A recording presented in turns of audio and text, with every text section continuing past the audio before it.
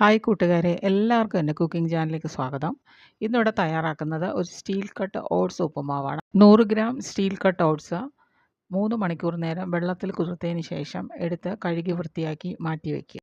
ചുവട് കട്ടിയുള്ള പാത്രത്തിൽ 2 കപ്പ് വെള്ളം എടുക്കുക, നന്നായിട്ട് തിളപ്പിക്കുക. അതിനുശേഷം അതിലേക്ക് മാറ്റി വെച്ചിരിക്കുന്ന സ്റ്റീൽ കട്ട് ഓട്സ് ചേർത്ത് കൊടുത്ത് ആവശ്യത്തിന് ഉപ്പും ചേർത്ത് മീഡിയം ഫ്ലെയിമിൽ നന്നായിട്ടൊന്ന് മൂടി വെച്ച് വേവിക്കുക.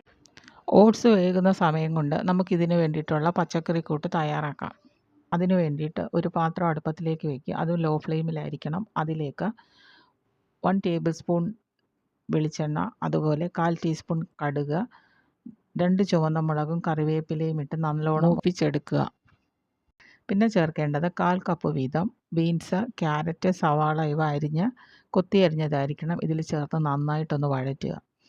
വേണമെങ്കിൽ 1 ടേബിൾ സ്പൂൺ വെള്ളവും കൂടെ ചേർത്തിട്ട് വേവിച്ചെടുക്കാം. ഈ പച്ചക്കറിക്കൂട്ടിൽ ഉപ്പ് ആവശ്യമെങ്കിൽ മാത്രം ചേർക്കുക, കാരണം ഓട്സിൽ ഉപ്പ് ചേർത്താണ് വേവിച്ചിരിക്കുന്നത്. ഈ പച്ചക്കറിക്കൂട്ട് നന്നായിട്ട് ഒന്ന് വെള്ളമൊക്കെ മാറ്റി ഒന്ന് ഡ്രൈ ആക്കി എടുക്കുക. നന്നായിട്ട് ഡ്രൈ ആയി വന്നതിന് ശേഷം ഈ പച്ചക്കറിക്കൂട്ട് സൈഡിലേക്കൊന്ന് മാറ്റിയതിന് ശേഷം ആ സ്പേസിലേക്ക് വേവിച്ച് വെച്ചിരിക്കുന്ന ഓട്സ് വെള്ളം ഊറ്റിയതിന് ശേഷം മാത്രം ചേർത്ത് കൊടുക്കുക. അതിനുശേഷം ഈ പച്ചക്കറി കൂട്ടുമായിട്ട് നന്നായിട്ട് ഒന്ന് മിക്സ് ചെയ്ത് കൊടുക്കുക.